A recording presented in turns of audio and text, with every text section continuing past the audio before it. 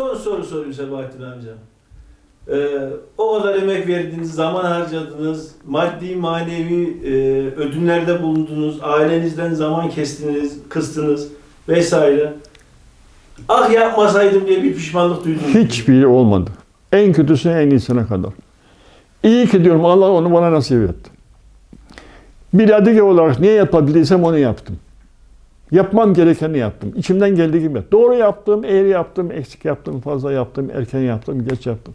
Hiç önemli değil ama içimden geldiği şekilde yaptım. Son derece mutluyum.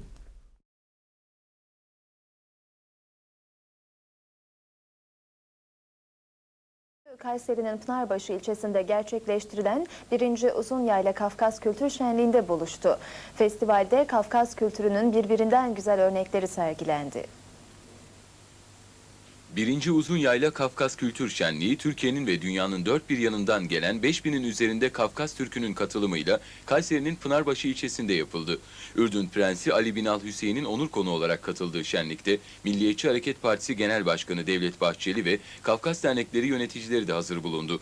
Devletten ekonomik destek isteyen Kafkas Türkleri bir tek mesaj veriyorlardı. Biz bu topraklarda yaşıyoruz ve Türkiye'nin refahından başka bir şey istemiyoruz. Bugün şuna inansın herkes. Her Türk inansın, kesinlikle inansın ki şu toprağın bir karışını kimseye vermeyiz. Politik mesajların ardından şenlik başladı ve Uzun Yayla 134 yıl önceki şekliyle bir mahalli düğüne sahne oldu. Önce yöre halkının Çerkezce Tamadi dediği bir şenlik lideri seçildi. Ho-aho olarak anılan iyi dilek konuşmasından sonra gelini almak üzere yola çıkacak düğün alayına kızarmış hamurla içki ve helvadan oluşan buz adlı bir ikramda bulunuldu.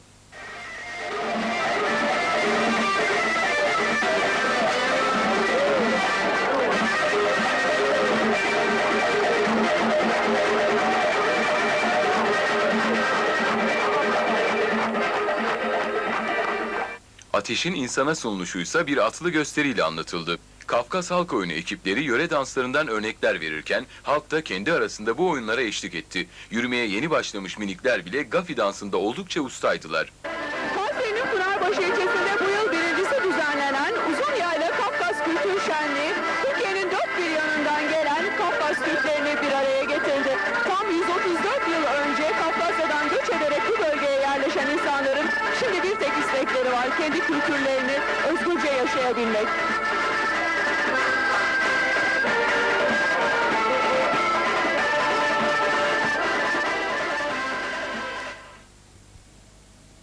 Ve ülkemize dönüyoruz sayın seyirciler. Şimdi bir şenliğe gidiyoruz. Uzun Yayla Kafkas Kültür Şenliği Kayseri'nin Pınarbaşı ilçesinde kutlandı. Renkli geçen şenliğe Ürdün Prensi Ali bin Hüseyin, MHP lideri Devlet Bahçeli, siyasi parti il temsilcileri ve Kafkas kökenli vatandaşlar katıldı. Pınarbaşı ilçesi Gümüşgün kasabası şölen boyunca en hareketli günlerinden birini yaşadı. Uzun Yayla Kafkas Kültür Şenliği'ni kutlamak için bir araya gelen çok sayıda davetli renkli görüntüler oluşturdu.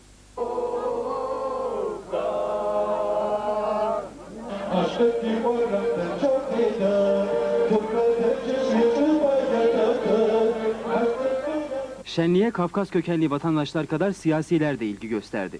Ürdün prenslerinden Ali bin El Hüseyin ve MHP lideri Devlet Bahçeli de programın davetlileri arasındaydı. Şenlikte Kafkas geleneklerinden değişik örnekler verildi.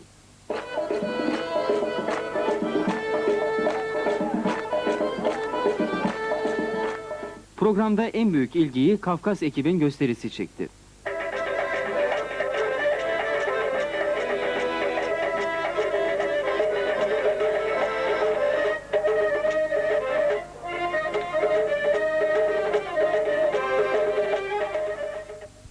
Sayın seyirciler, sessiz sedasız Türkiye'ye gelen Ürdün Prensi Ali bin Hüseyin, Kayseri'de düzenlenen Uzun Yayla Kafkas Kültür Şenliği'ne katıldı. Çerkezce konuşabilen, bir Çerkez gibi ustalıkla oynayan Prens Ali, sempatik tavırlarıyla da ilgi odağı oldu.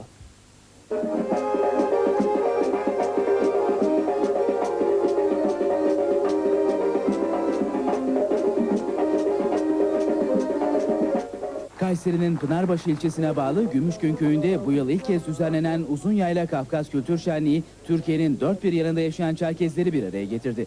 Gruplar şenlik alanına kendilerine özgü dans ve müziklerle girdi.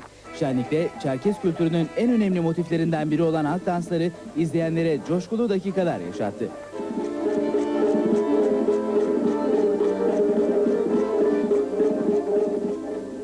Kaybolan törelerin yeniden canlandırılması amacıyla düzenlenen şenlikte bir de düğün töreni vardı. Cumhur ünlüyle İzra Kureyeva geleneksel Çerkes töreniyle evlendirildi.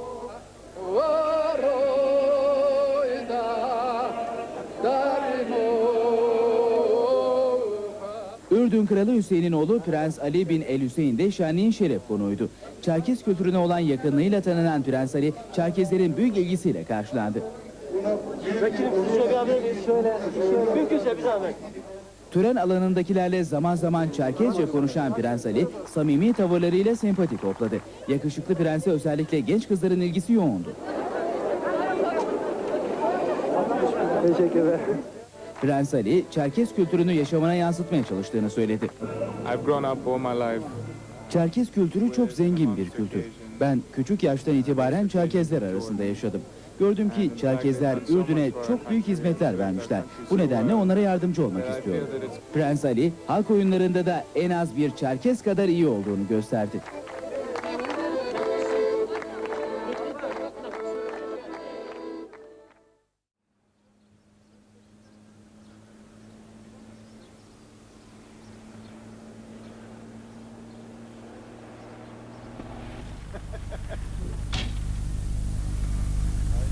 Türkiye'de Kafkas Kültür Dernekleri 1908'lerden itibaren kurulmuş ve çalışmaya başlamıştır. Zaman zaman akamete uğramasına, kesintiye uğramasına rağmen özellikle 1960'lardan sonra yoğunlaşmıştır. Şu anda 70'e yakın dernek ve bunun yanında dostluk kulüpleri, vakıflar aynı amaçla çalışmaktadır. Türkiye'de Kafkas Kültür Derneklerinin birliktelik çalışmaları 1995 yılı Mayıs'ından başlamak üzere Kayseri Kafkas Kültür Derneği'nin öncülüğünde sürdürülmüş. 22 Aralık 1996 tarihinde de eski Kafter'in feshedilmesi, yeni bir tüzük, yeni bir organizasyonla yeniden Kafkas Derneği olarak kurulmasına geçilmiştir. Kafkas Derneği, Kayseri Kafkas Derneğimiz bu genel merkezin bir şubesidir. Bahar toplantılarında, Ocak ve Şubat toplantılarında özellikle şu anda rahmetle anmak istediğimin ve dernekçilik faaliyetleriyle Türk toplumuna, Kafkas toplumuna çok iyi hizmetler dokunan Süleyman Nihat Çatorov'un bir önerisiyle Türkiye çapında her derneğin katılacağı bir kültür şenliği düzenlenmesi önerilmiş. Bu ittifakla kabul edilmiştir. Ayrıca bu şenliğin özellikle Kayseri, Pınarbaşı, Sıva, Şarkışla ve Göksun derneklerinin bölgesel olarak düzenlemeleri uygun görülmüştür. Bunun da asıl nedeni şudur, şu anda Türkiye'de dilini en iyi kullanan, törelerini yaşatabilen bölge Uzunyayla bölgesi. Özellikle kırsal alanda yaşayan insanlarımız ve 40 yaşın üzerindeki insanlarımız dilini ve töresini tamamıyla bilmektedir. Daha alt gruplarda ise şehre göçler başladıktan sonra bu kültür gittikçe kaybolmaktadır. Malum bir toplum dilini kaybederse kültürünü kaybederse kimliğini kaybeder. İşte bu kimlik kaybına uğramamak için derneklerimiz büyük bir çaba içerisindedir. Bize verilen bu görev hem bir onurdu hem de büyük bir sorumluluk getiriyordu. Çünkü toplumumuzun böyle bir özlemi vardı, ihtiyacı vardı. Onlara cevap verecek kaliteli, düzenli bir organizasyon yapmak da kolay değildi. Bunun yönetim sorunları vardı, büyük bir tecrübemiz de yoktu. Ekonomik boyutları vardı.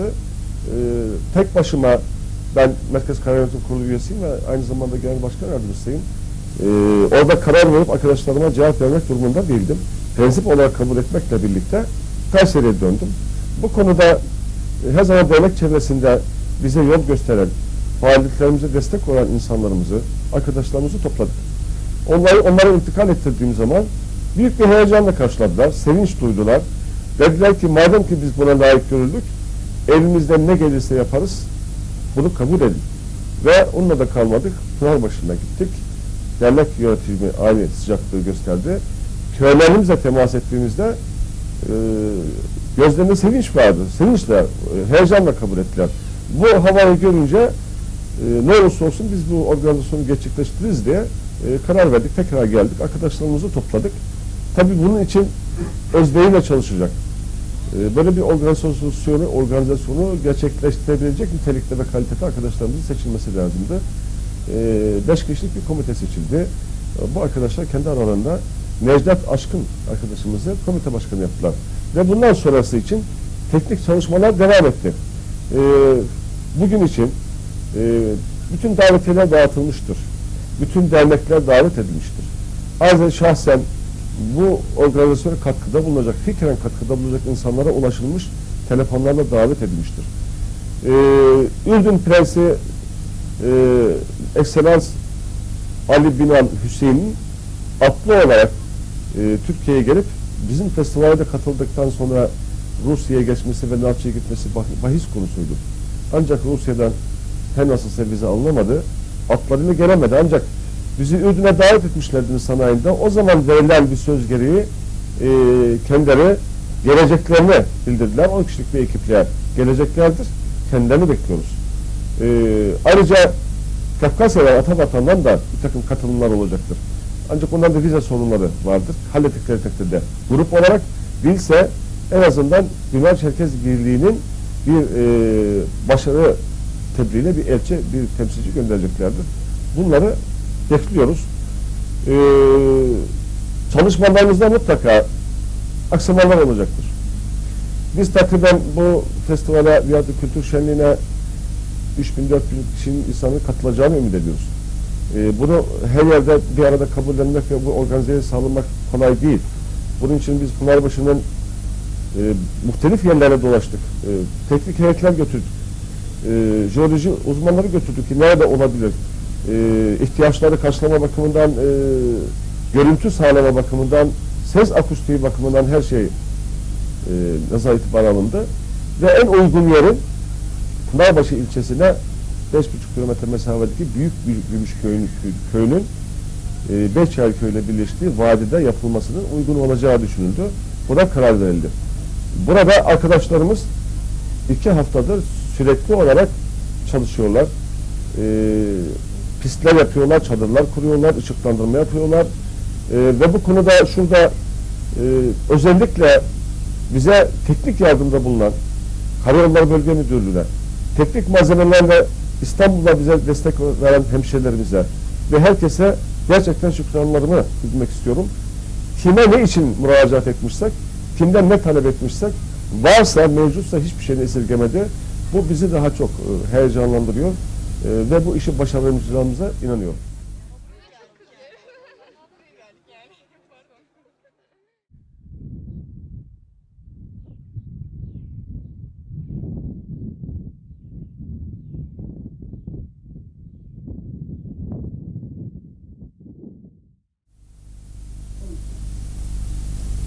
Sayın Başkanımız Sabahattin Dinar Bey, Ankara'dan döndükten sonra genel merkezde alınan böyle bir organizasyon kararını bize ilettiğinde biz gerçekten büyük bir heyecan duyduk. Ve geniş katılımlı toplantılar sonucunda böyle bir organizasyon için bir komite seçilmesi kararlaştırıldı. Ve sonuçta arkadaşlarımız bizi bu göreve layık gördüler. Ve Kayseri Derneği'nden 5 kişi, Pınarbaşı Derneği'nden 3 kişi olmak üzere toplam 8 kişilik bir komite oluşturuldu. Bu komite çok ince ayrıntıları düşünerek çok geniş bir çalışma programladı. Ve bu program çerçevesinde işe koyuldu. Hakikaten işimiz çok zordu, çok ayrıntılıydı. Yokluklar içerisinde bir yıl çalışmayı bir arada yürütmek durumundaydık. Alanın ışıklandırılmasından, gölgeliklerin yapılmasına, seyahat tuvaletlerin kurulmasına, işte oradaki büyük su kaynağının belli yerlere dağıtımının yapılmasına kadar çok ayrıntılı çalışmalarımız vardı. Geceli gündüzlü ekip arkadaşlarımla birlikte çok sıkı bir çalışma sonucu alanı bir defa o festivalde kullanılabilir bir hale getirdik. Şimdi işin bu defa ikinci boyutu vardı. İkinci boyutu neydi? Oraya yaklaşık 2500-3000 kişinin geleceğini düşünüyoruz. Bu kadar insanın yemek sorununun, ihtiyaçları nasıl karşılanacağı Bununla ilgili tabii 65 köyümüz, Uzunyaylan 65 köyü tek tek dolaşıldı. İnsanlarımız bütün yokluklarına, bütün çaresizliklerine, çünkü Uzunyayla son yıllarda ekonomik olarak hakikaten sıkıntı içerisinde, büyük bir özveriyle destek vereceklerini söylediler ve yaklaşık bu kadar insan toplanacağı bir festivalin bütün yemek ihtiyaçlarını kendilerinin karşılayacağını söylediler. Bu tabii bizim bu yemek sorununu nasıl halledeceğimiz konusundaki sıkıntılarımız büyük oranda hafifletti. 100-120'ye yakın koyun, bununla birlikte ekmek sorunu, işte yoğurt sorunu, bizim kendi milli peynirlerimiz var. Onlarla bu işin altından, üstesinden kalkacaklarını bize belirttiler. Ve bu çalışmaların sonucunda bütün bu ayrıntılar bittikten sonra biz davetiyeler, afişler, olayın Türkiye geneline duyurulması konusundaki çalışmalara başladık. Yerel televizyonlardan yararlandık. Telefonlarımızla, fakslarımızla bu çalışmaları bitirdik. Ve bu kadar insanın katılacağı bir toplantı sonucunda biz işin aslını isterseniz amacımızı bu festivalde yansıtmayı düşündük. Amacımız çok ayrıntılıydı, çok genişti. Çünkü yıllardır Uzunyayla bir ilgisizliğin, bir yokluğun içerisine atılmıştı. Hiçbir ciddi anlamda yatırım yoktu ve Uzunyayla bir oy deposu halinde görünüyordu. Ama bunun karşılığında hiçbir hizmet yapılmıyordu. Biz bunu basının, medyanın da ilgisini çekerek Uzunyayla'nın bu sorunlarına da dikkat çekmek istedik. Çünkü ekonomik, sosyal, siyasal ve eğitimsel sorunları vardı. Hem bu kültür şenliği, kültürel değerlerimizi bütün Türkiye'ye anlatmak, hem bu sorunlara dikkat çekmek. Bu festivale biz Türkiye'nin dört bir yanından insanların katılacağını biliyoruz. Ve bize ulaşan bilgiler de hep o temelde. Hatta yurt dışından katılımlarda olacak. Yani Ankara'sı, İstanbul'u, Göksu'nu, Şarkışla'sı, Mersin'i, Samsun'u, Almanya'sı bu festivale canla yürekle katılacaklarını söylediler. Ürdün Prensi'nin de bu festivale katılacak olması, olayın daha medyatik olması anlamında bizi sevindirdi. Sonuçta sanıyorum ki böyle bir organizasyonu ilk kez yapıyoruz. Alnımızın akıyla bu festivali düzenleyeceğiz, altından alnımızın akıyla kalkacağız ama muhakkak ilk kez olması itibariyle büyük eksikliklerimiz, aksaklıklarımız olacak. Ancak biz bu organizasyonu mükemmel, eksiksiz yaparsak, öyle sanıyorum ki bu Uzunyayla'nın bir gururu olacak ve biz bunu ilk kez düzenliyoruz. Sanıyorum bundan böyle bu gelenekselleşip her yıl yapılan bir şölene dönüşür ve ülkemizin, insanlarımızın yoğun olarak yaşadığı yerlerde her yıl yapılan, üçüncüsü, beşincisi, 25.si yapılan ve kültürümüzün yaşatılması, tanıtılması anlamında bize olanak hazırlayan bir şölene dönüşür diye düşünüyorum.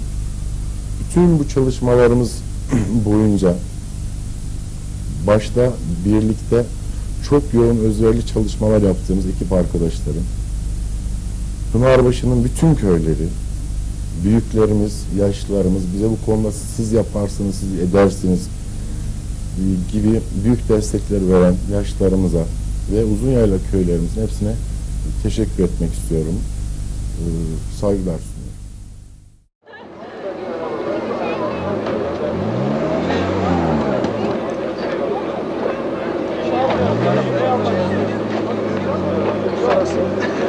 Anneye çık. Gördün mü abi? İyi baktın.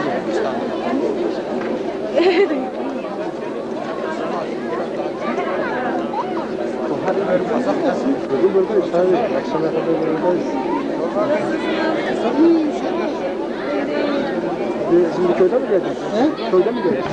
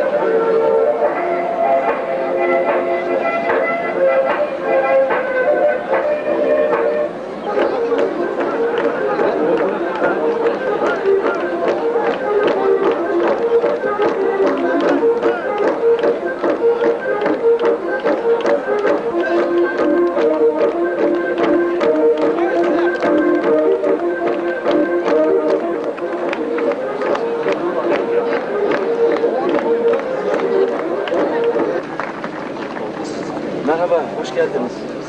Merhaba. Evet, daha evvel geldim. Merhaba. Sayın Başkanım.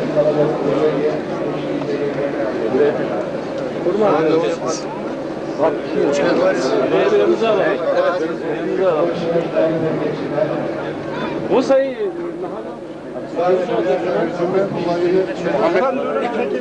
Hayret bir şey ya. Lütfen. Nerede bu avına? Girmeyin. Azmi. Gösteri var. Başka dernek temsilcisi misafirler var lütfen.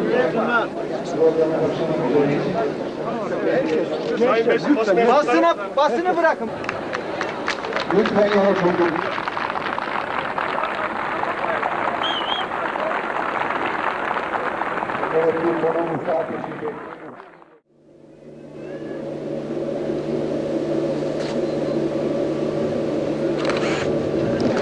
Efendim hayırlı uğurlu olsun diliyoruz.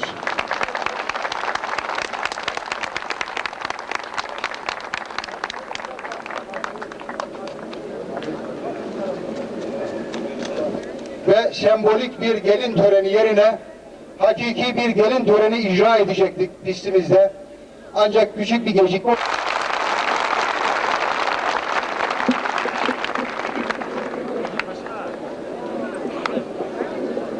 Sayın temsilcileri, dernek başkanlarımız ve Ankara'dan, İstanbul'dan, Düzce'den, Adapazarı'ndan,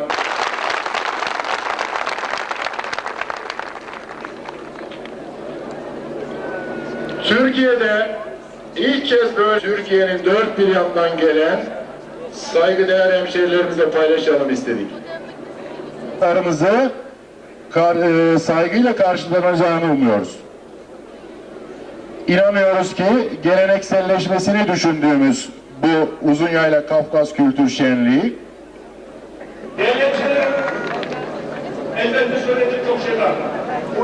Bütün bunları yapmak için tek sosyal kuruluşumuz sivil toplum örgütümüz, derneklerimizdir. Lütfen derneklerimize, oraya hayatını koyarak çalışanlara, bütün mesaisini... Yıllarca süren bu kopukluğu bir yerde noktalamak, bundan sonra her yıl bir araya gelmek suretiyle birlikteliğimizi, beraberliğimizi güçlendirmek, ona güç katmak ve her şeyden önemli olarak da bizleri yetiştirip gurbete gönderen Uzunyaylan'ın ve Pınarbaşı'nın bizden alacaklı olduğunu, bizim onlara borçlu olduğumuzu, Uzunyayla ve Pınarbaşı'na borçlu olduğumuzu hatırlayarak birlikte bir şeyler yapmayı başlatmaktır ana amacımız. Bu nedenle bu etkinlik düzenlenmiştir. Elbette ki Türkiye'nin muhtelif yerinden gelen kardeşlerimize de hasret gidermek, kucaklaşmak, Uzunyayla kültürünün bir bölümünü hiç olmasa onlara tanıtmak, birlikteliğimizin ilk örneğini ortaya koymak da amaçların ikincisiydi. İstiyoruz. Kardeşlik istiyoruz. Birlik ve beraberlik istiyoruz. İçinde yaşadığımız halklarla gidişerek değil, boğuşarak değil, karşı karşıya gelerek değil, birlikte gücümüzü birleştirerek yöremize eksik olan şeyleri getirmek istiyoruz. Temel amacımız budur. Bunun ötesinde herhangi bir amaç söz konusu değildir. Dileriz beraberinde yaşadığımız, içinde yaşadığımız diğer halklar da olaya aynı şekilde yaklaşsınlar. Yapı, medeni bir eğitim, medeni bir sosyal yaşam vardır. Bunun kimse farkında değil. Artık bu yaşamın, bu medeni layık Türkiye'nin, demokrat Türkiye'nin bölünmez bütünlüğüne göz dikecek, ona yan gözle bakacak hiçbir göz nazarla, hiçbir bakışla, hiçbir düşünceyle aynı cepheye bizim girmemiz söz konusu değildir. Bunun altını özel olarak çizmek istiyorum. Zira son zamanlarda basında çarpıtılmış, kendi maksatlarına uygun, insanlarımızın kendi maksatlarına uygun olarak yönlendirebileceğini zannederek bir takım yayınlar yapılıyor. O itibarla bunun altını özellikle çizme gereği gördüm. Türkiye, İran'dan, Irak'tan, Azerbaycan'dan, Pakistan'dan, Bosna'dan, Trakya'dan, Romanya'dan, Bulgaristan'dan zorunlu nedenler doğduğunda akın insanlar geldi. Olduğu takdirde onların kendi ana vatanlarına dönüşleri de aynı derecede doğaldır, aynı derecede saygıdeğerdir. Dönmek isteyenlere de, kalmak isteyenlere de hiçbirimizin ve hiç kimsenin söz söylemeye hakkı yoktur, ancak saygıyla karşılanır. Boğazı genişletecek, büyütecek, sorunlar yaratacak davranışlar koyduğunu gördüm. O basın haberlerini, onların yaptığı yankıları ve bu yankıyla yaratılmak istenen havayı orada yaşadım. Kafkasya'nın bütünlüğüne, Kafkasya'nın gelişmişliğine, oraya insan transferine, oranın, Kafkasya'nın ekonomik ve nüfus yönünden ayaklarının üzerinde durabilir hale gelmesine katkı yapalım. Hep birlikte yapalım. Herkes yapsın. Ama lütfen Kafkasya'nın iç işlerine karışma anlamına gelecek söylemlerden lütfen kaçınalım. Zira bu sözlerimiz belki burada kendi yakınımız, kendi yöremizde, kendi felsefemizde olan insanlara mesaj konuşması yapıldı. Yalnız bu arada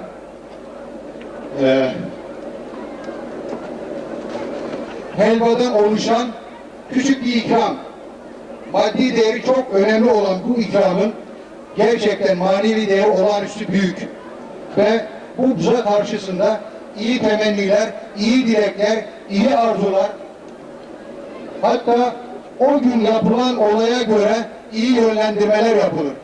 Bugün bir düğün alayı uğurlandığı için bir uğurlama buzası gelmiştir ve buna uygun bir uğurlama konuşması yapılacaktır. Yani huanko yapılacaktır. Şu an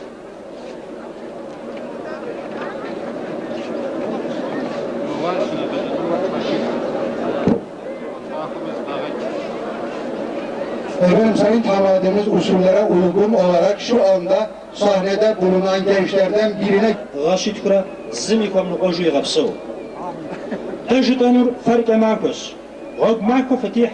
Şagodashat kuşafş. Waridat dar tefşasu. Sadaqa mako usubni. Sadaqa mako rihusu. Misazo vidakir utkofşo. Qihar yinkijiku. Ghayin ked gapso. Duner razrahu. Akhbar zakavu. Zimiyam kawjditha. يدغزو بر يا مراد غفلاوة وزن شرط وحج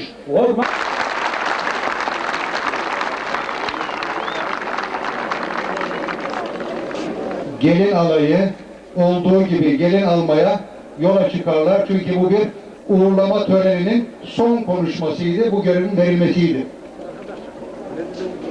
Biz de yürekten gelişilere güle güle diyoruz. Yolunuz açık olsun diyoruz. Güle güle gelin diyoruz ve uğurluyoruz.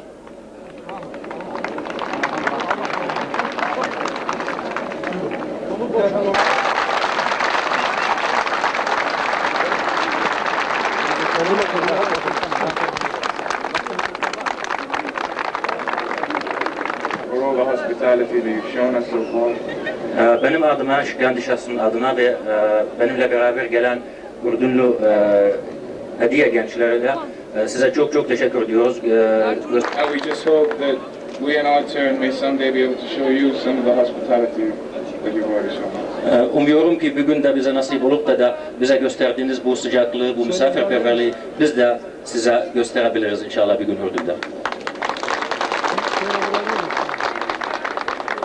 There's a verse in the Quran which says that God gave us names and tribes and races so that we may recognize and know each other. Kur'an'da bir ayet var. Allah bize farklı isimler, ırklar ve soylar verdi birbirimizi tanışıp ve kaynaşmak için. And the Adiga people, the Adiga tradition, the Adiga history, the Adiga Kabza is one of the most beautiful cultures in the history today. Ve Adiye kültür, Adiye tarih, Adiye Kabza aslında şu anda dünyada veya dünyanın tarihinde en güzel kültürlerinden birisidir.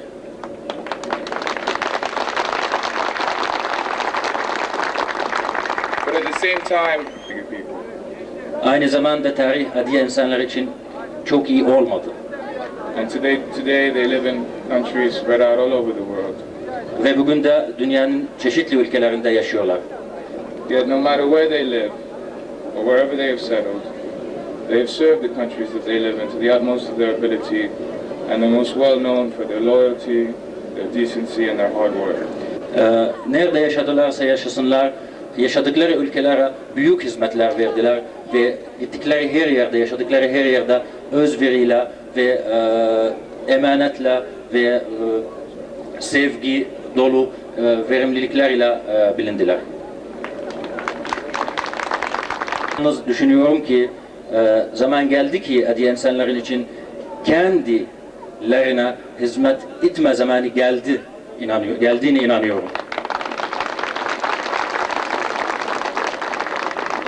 We come to a point now in history where the world is much smaller, where there's freedom, where there's wider recognition of human rights.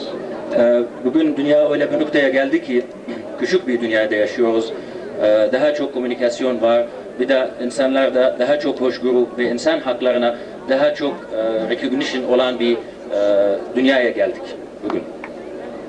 And honestly, and I may say this, what really matters nowadays, and I think everybody knows this and sees this, is not politics or anything else, but just decency, friendship, and goodwill. Diyorum ki bugün ve zannedersem herkes onu da görüyor. Dünyada önemli olan bugün politika veya benzeri şeyler değil. Sevgi, dostluk ve iyi bir insan olması. Bugünkü dünyada önemli olan şeyler bunlardır. And nowhere is this expressed better than in the Adiga Kabza. Ve bunlar bu şekilde bu güzelliğiyle Adiye Kabza'dan olduğu gibi hiçbir yerde bulamazsınız bunlar. Umuyorum siz Ürdün'de, Suriye'de, Kafkasya'da, Amerika'daki bütün kardeşlerinizle bir araya gelip de Çerkez insanı için birlikte çalışmayı başlatmanızı davet ediyorum size.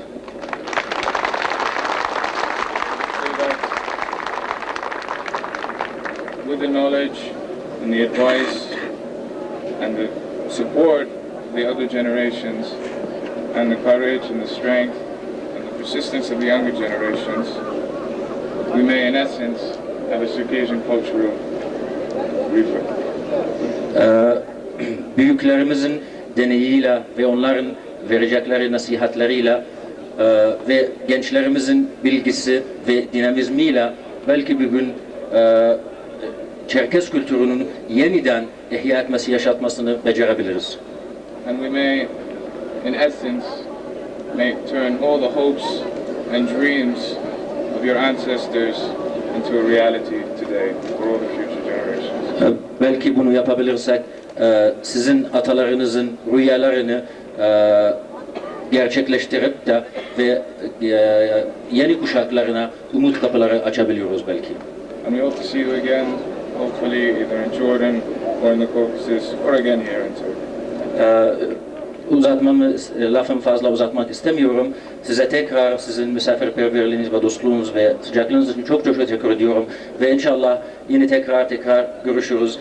Burada olabilir, Ürdün'de olabilir, Kafkasya'da olabilir, her yerde olabilir. Teşekkür ediyoruz.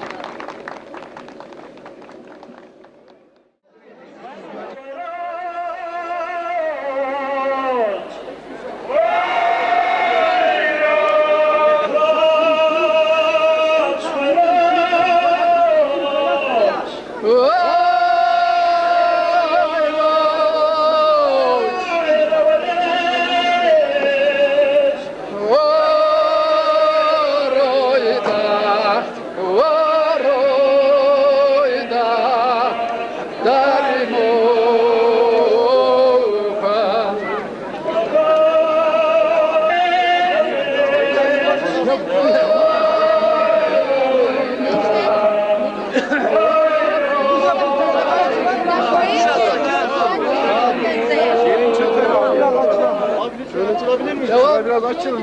Basın arkadaşlar biraz açın.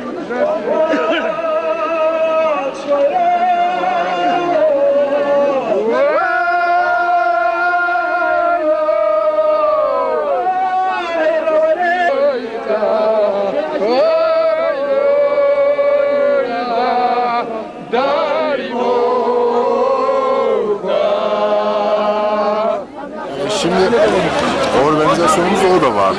Özellikle uzak yörelerden gelenlerin kişi adetleri, kaç otobüsle, kaç takside gelecekleri daha önce farklı bizlere ulaştırılmıştı. Biz bütün Uzunyayla özellikle yakın köylerle temas kurarak ne kadar konuk kabul edebileceklerini, yatak sayılarını onların tespitini de yaptık. Kalmak isteyen arkadaşlarımızı program bitiminde yakın köylerde konuk edeceğiz, ağırlayacağız. Ertesi günde kahvaltıdan yaptıktan sonra o ev sahipleri tarafından dernekte buluşulup ondan sonra herkes kendi yöresine hareket edecek. Sağ olun, teşekkür ediyorum. Dikkat! Bu güzel çocuğun sahibi kimse lütfen gelsin buradan alsın, yoksa ben götürüyorum. Hazır yetişmiş çocuğa kim sahip çıkmaz lütfen. Utku. Bu güzel çocuğun adı Utku.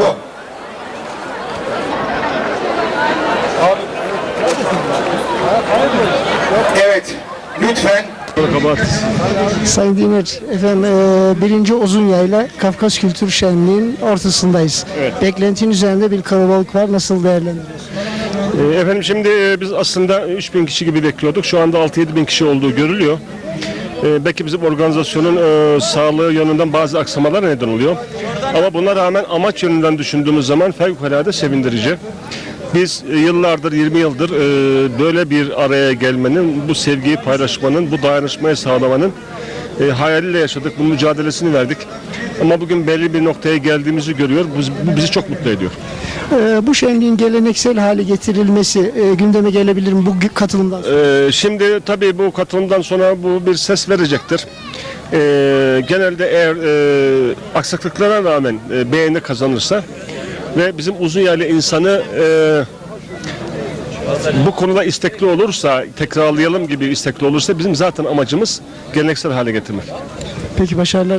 Teşekkür ederiz. Allah razı olsun. Sağ olun.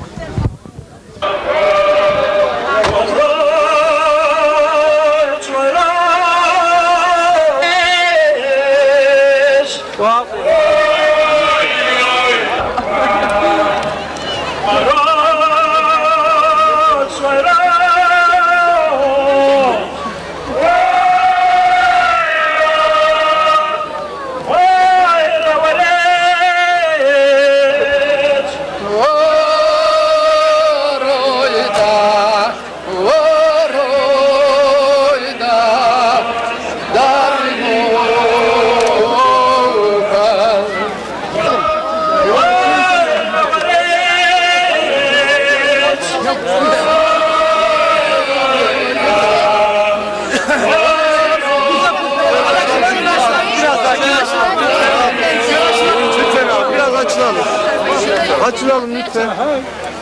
Abi lütfen açılabilir miyiz? Abi biraz açılın. Basın abi biraz açılın. Şöyle açalım abi. Şöyle açılır mısın? Şöyle açalım. Şöyle açalım. Şöyle açır mısın?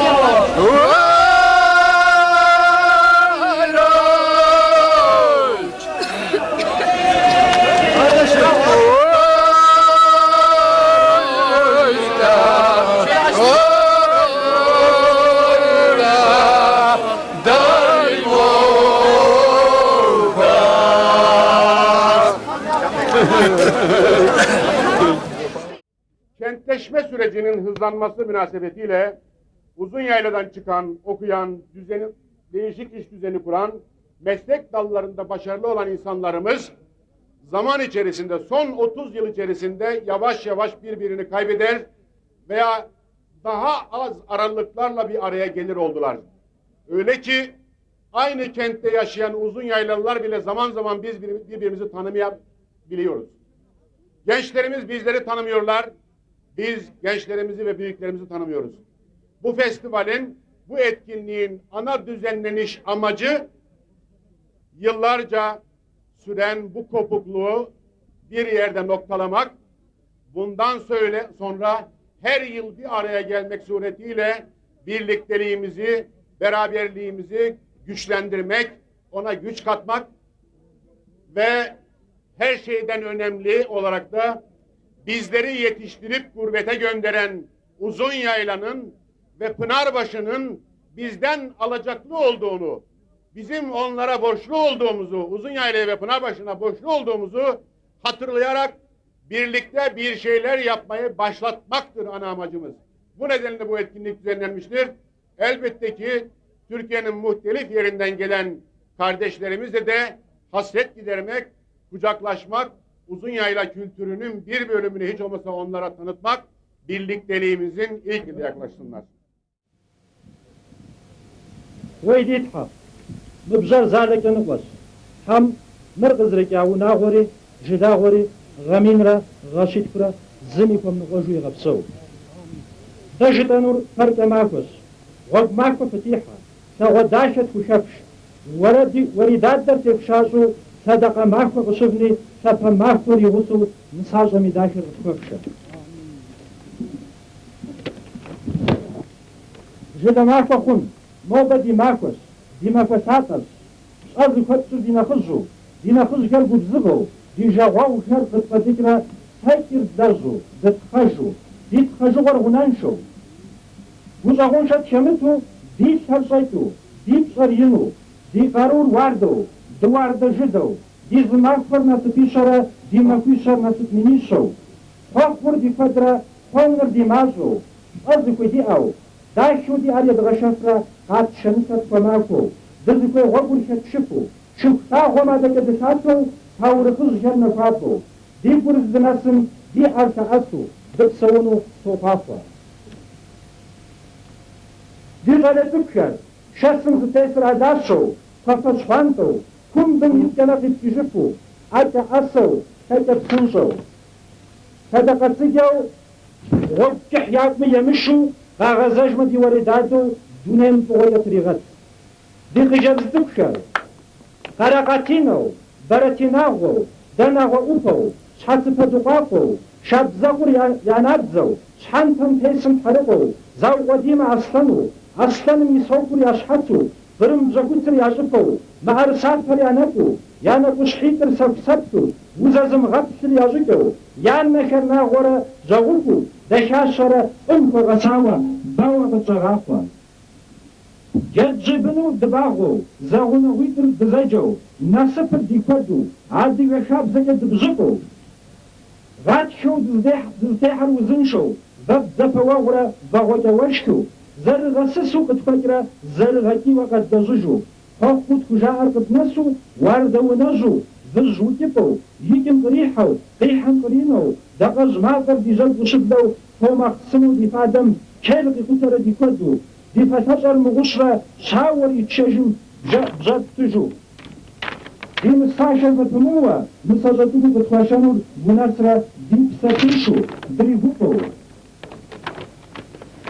مساجدو بتخاشنو فادم خودو وشاشرة شنم خودو وشاربو جدم خودو بنقرة شقم خودو قرؤو حقم خودو ساقفرة عن بغاقو وشاربو يغشاش دريم بيو يبسوش غريم كشو جكاد خل غريم تاتو ونافر يريم تاتو داريغ يشكعنو وتمري وانشكو خيخ مبادو يد متاتو دونيم تغيرت ريوات قراجغو دشبتهم يبسو در يدشاكو يباقو زفتو شابكو يسرزبونو زادا واجنا درستو زم حبكو زم تشتاجو زوي ناسم دغاتو ديغدي دمغحو غيحار يمتجفو غامين تدغبسو دونير غزغاخو غفار زتاو زمي يمتاو جديدها يدغازو كفر يا مراد غيفتاوى وزن شو قد بحج وغ ماخوة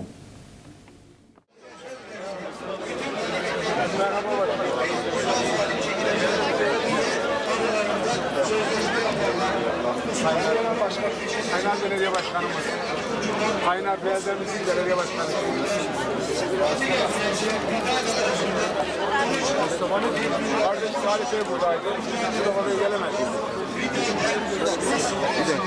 Derneği Ankara Şubesi'nin Kafkas ekibini huzurlarınızda davet ediyorum. Kendileri oyun isimlerini anons ederek, sizleri bilgilendirerek oyunlarını icra edeceklerdir. Buyurun efendim.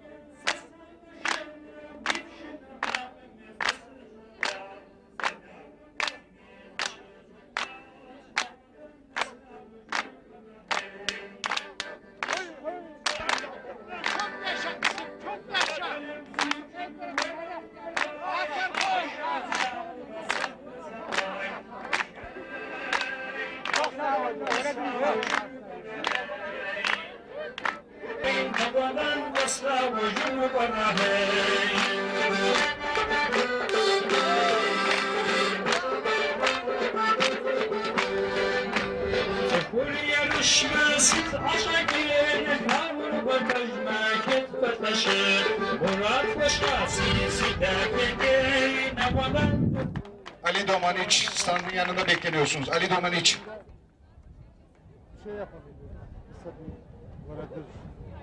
Bu akşam. Bedrettin Şeker. Keçer, Bedrettin Keçer.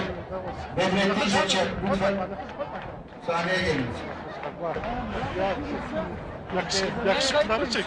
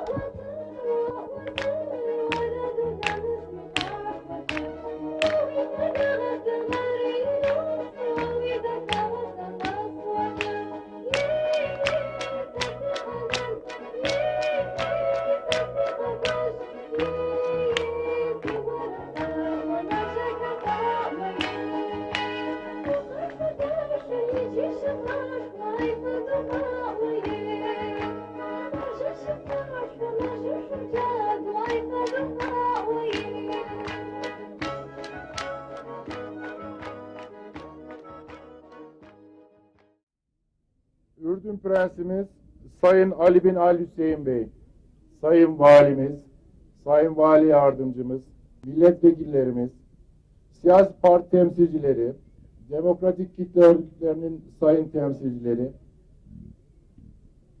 dernek başkanlarımız ve Ankara'dan, İstanbul'dan, Düzce'den, Adapazarı'ndan, Konya'dan, Mersin'den, Uzunyayladan koşturup buraya gelen analarımız, bacılarımız, babalarımız, kardeşlerimiz hepiniz hoş geldiniz.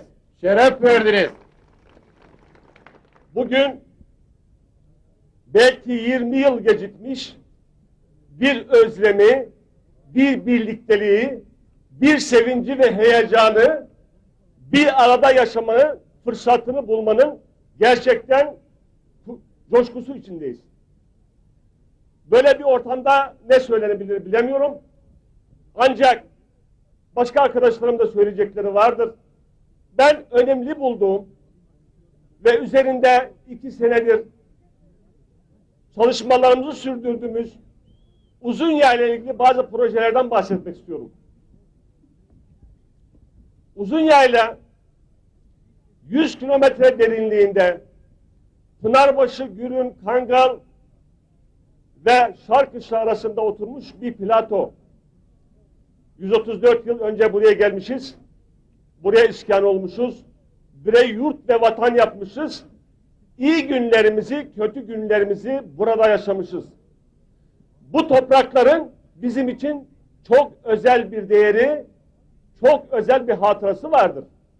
Dedelerimiz, geçmişimiz burada defnedilmiştir. Bu bakımdan burayı düşünmek zorundayız. Ancak son zamanlarda değişen sosyoekonomik nedenlerle Uzunyayla büyük göç vermiştir. 1950 yıllarında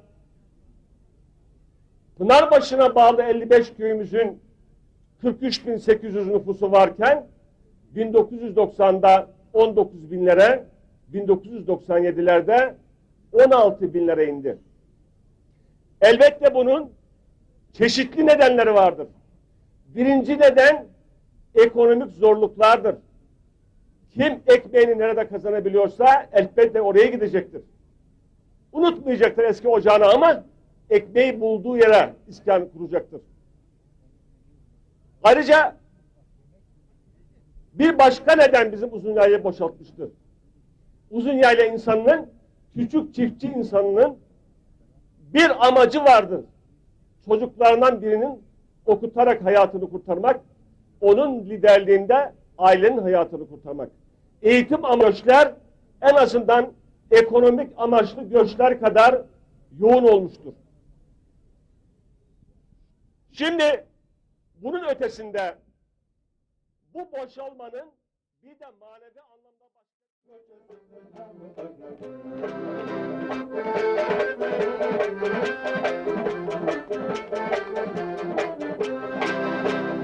Vay vay vay yine sıkıştı yine zıplamada dargıyay sabine istamda bir de zıplamada koy bu kadar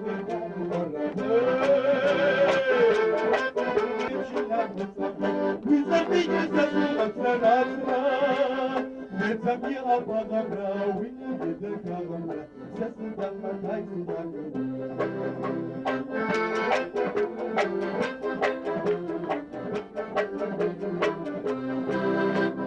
Vay vay vay tanrım etişam Kârıza kwamdan kalıyay Savuni fazlada Müdürüm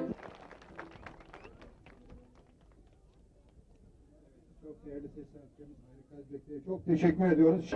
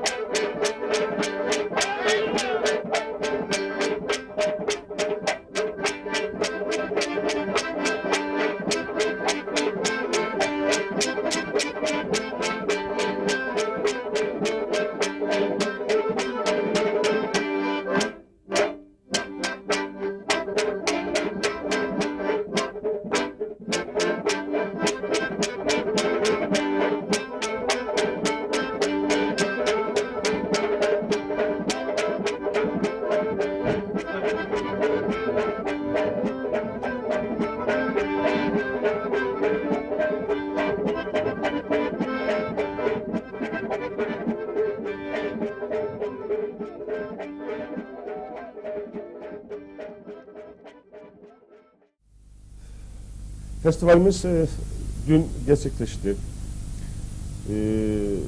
Tabii ki bu festivalde yahut kültür şenliğimizde çok eksiklerimiz oldu. Biz 3000 kişi kadar insan beklerken takriben 12 veya 15 bin insan geldi. Aslında bu gurur verici bir şey. Tabii bundan kaynaklanan bir takım eksiklikler, teknik noksanlıklar oldu. Misafirlerimize belki yeteri kadar ilgilenemedik. Belki yeteri kadar onların iaşesini sağlayamadık. Ancak sevgiyi, kardeşliği, birlikteliği sağlamak amacına yönelik çalışmaların amacına ulaştığı kanısındayım. Türkiye'nin her tarafından, bütün illerden, ilçelerden katılımlar akıl almaz derecede çoktu. Heyecan çoktu. Ve üstelik o gelen insanlar belki birçok şeyi maddeten karşılanmadığı halde ayrılırlarken çok mutlu ayrıldılar. Güzel mesajlar verdiler. Bize teşvik ettiler. Ayrıca onun yanında oraya kadar gelmek suretiyle bizi güzel sözleriyle konuşmaları teşvik eden Sayın Valimizi, Kaymakamımızı, efendim çok güzel emniyet tedbirleri almış bulunan oradaki jandarma teşkilatını kutlamamak mümkün değil. Bir şey daha kutlamak istiyorum. Bu kadar insanın bir arada olduğu bir yerde alkol hadisesi olmamıştır. Herhangi bir silah atılma hadisesi olmamıştır. Bunun Türkiye'nin bütün bu tür şeylerinde örnek olmasını diliyorum. Bizim insanımızın hasletidir. İnsanlar arasında o kadar kadınlı erkekli toplantı içerisinde bir yüksek sesle tartışma dahi olmamıştır. Herkes bir taraftan eğlenirken, bir taraftan programı takip ederken, bir tarafta kendi kültürünün gereği ciddi, vekarlı ve sorumluluğu bilen insanlar olarak yardımcı oldular. Kendilerine minnettarım, müteşekkirim. Daha evvelce de temas ettiğimiz gibi Uzunyayla insanının, o fakir insanlarımızın o candan gönülden katkıları gözlerimizi yaşarttı. Yokluk içerisinde yüzün çok üzerinde koyun hibe ettiler. Mahalli bir takım yiyecekler hazırladılar. Bunları oraya yağdırdılar. Kendileri geldiler. Üstelik gidemeyen, dönüşü düşünmeyen insanlarımızı misafirliğe kabul ettiler. Herkes otobüslerle insanlar alıp evlerine götürdüler. Bu bizim misafirperverliğimizin bir nişanesidir. Aslında bütün bu çalışmaların aslında bir nedeni var. Neden Uzunyayla diye seçilmişti? Uzunyayla gerçekten Kafkas halklarının kültür mozaiğinin en zengin olduğu, en canlı olduğu, yaşatılabildiği bir yer. Ancak büyük bir risk var. Yıllardır süratli nüfus azalıyor. 50-60 bin nüfusu olan Uzunyaylan'ın 1950'lerde şu anda 15-16 binlere düştü. Yok olma tehlikesiyle karşı karşıya. İki nedeni var. Birisi ekonomik neden. İnsanlar iş bulmak için, aş bulmak için bir taraflara gelecekler. Onları engelleyemezsiniz. Platonik anlamda oturduğunuz yerde kültürünüzü yaşayın ama aç kalın diyemezsiniz. Onun için onlara ekonomik kaynak sağlamak durumundasınız. Oralara bir takım yatırımlar götürmek durumundasınız. Oradaki büyüyen genç mutlaka bir iş bulabilmeli. Hatta öyle bir düzene sağlanmalı ki okuyarak dışarı giden, bir takım meslek sahibi olan gençlerimiz, insanlarımız orayı tamamen terk etmeden gelip hiç olmazsa yaz tatillerini geçirdikleri, ekonomik bakımdan bir takım bağlantılı oldukları bir sistem için sağlamak lazım. Nedenlerden bir tanesi eğitimdir. Maalesef yalnız Pınarbaşı'na bağlı köylerden bahsediyorum. 55 köyümüzün 50'sinin okulu kapalıdır. 5 okula taşıma usulü öğrenci götürülmektedir. Bu çocuklar kış günlerinde yol kapalı olduğu zaman, yağışlar olduğu zaman, araba arıza yaptığı zaman oraya gidememektedir. Gittikleri zaman fiziki yetersizlik ve öğretmen yetersizliği sebebiyle gerekli eğitimi alınamaktadır. Mesela bir Karakoyu köyümüz var, 9 köy taşımalı geliyor. Kendisiyle beraber 10 köy, sadece 2 sınıflı bir okulda bunlar eğitim yapmaya çalışıyorlar. Şimdi temel eğitim 8 yıla çıktı. Bu çocuklar okuma yazmayı ancak sökerek bu temel eğitimi tamamlamaktadır.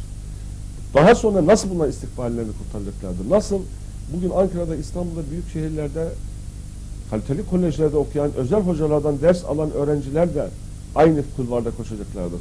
Bunlar çok düşündürücü olaylardır. Bu bakımdan öncelikli olarak genel merkezimizin de gayretleriyle biz Uzunyaylan'ın herhangi bir yerinde, hatta 2 yerinde bölge yatılı okullara açılması konusunda ciddi şekilde talep ediyoruz, ısrar ediyoruz, takip ediyoruz. Maliye Bakanımızın ve Sayın Milli Eğitim Bakanımızın bu konuda vermiş sözleri inşallah bürokraside boğularak kadük olmaz, bu gerçekleşir. Ve onunla da bitmiyor. O noktada geçtikten sonra lise döneminde gençlerimizi, özellikle yetenekli fakat fakir gençlerimizi Kayseri'ye çekip 200 kişilik bir yurt yapmak suretiyle kaliteli lise eğitimi yaparak o temel eğitimdeki eksiklikleri tamamlamak istiyoruz. O da yetmiyor. Üniversite hazırlık kurslarında 8 derslik, 400 öğrenci kapasiteli 8 derslik yapmak suretiyle çok kaliteli, çok verimli, iyi öğretmenler elinde disiplinli bir üniversite hazırlık kursu vermek istiyoruz. Bunlar ancak o temel eğitimdeki zaafları giderebilir. Bu çocuklar böylece istikballarını kazanabilir.